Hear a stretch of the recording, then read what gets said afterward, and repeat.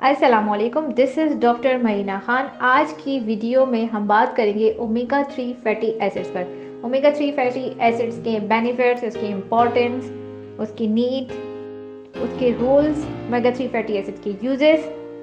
Omega 3 fatty acid बहुत important है क्योंकि ओमेगा 3 फैटी एसिड की डिफिशियंसी से लॉन्ग टर्म में हमें बड़ी बीमारियां देखने को मिलती हैं, जैसे कि जो डायबिटिक पेशेंट्स हैं या जो आर्थराइटिस के पेशेंट्स हैं या जो हार्ट पेशेंट्स हैं, उन्होंने ओमेगा 3 फैटी एसिड का नाम सुना होगा क्योंकि ये वो पेशेंट्स हैं जो अक्सर ओमेगा 3 फैटी एसिड की सप्लीमेंट्स ले रहे होते हैं।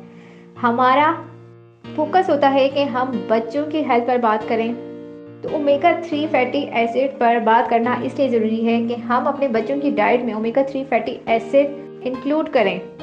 ओमेगा 3 फैटी एसिड एक फैट है जिसे गुड फैट या हेल्दी फैट भी कहा जाता है क्योंकि बॉडी पर जितनी भी फंक्शंस हैं ओमेगा 3 फैटी एसिड के, वो तमाम फंक्शंस हमारे लिए बेनिफिशियल हैं।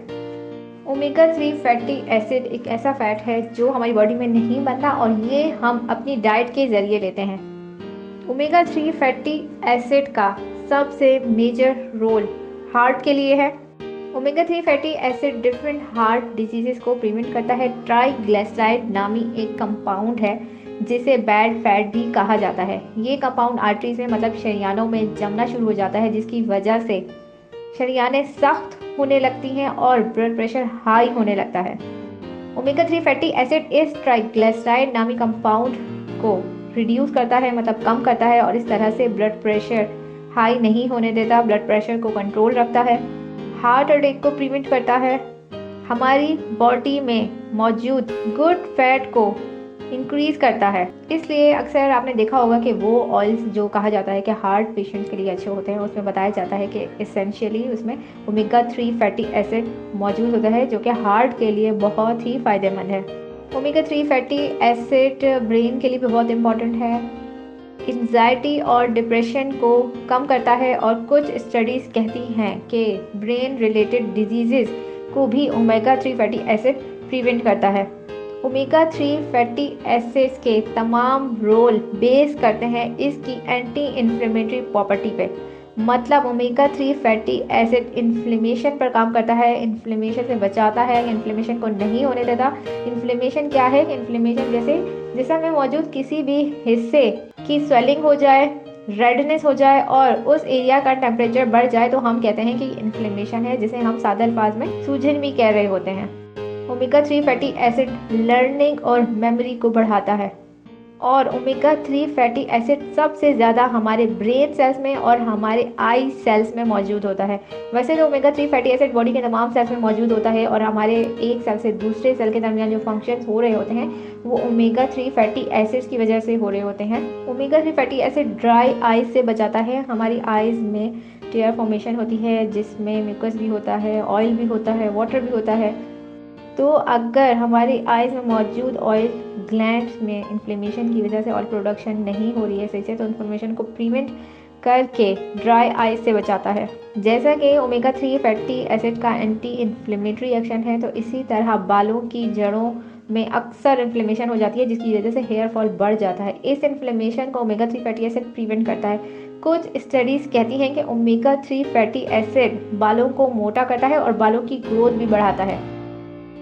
स्किन में भी omega 3 fatty acid oil production को रेगुलेट करता है, स्किन में झड़ियाँ आने नहीं देता, मतलब एजिंग को प्रिवेंट करता है, स्किन को हाइड्रेट रखता है, सॉफ्ट रखता है, ड्राई नहीं होने देता।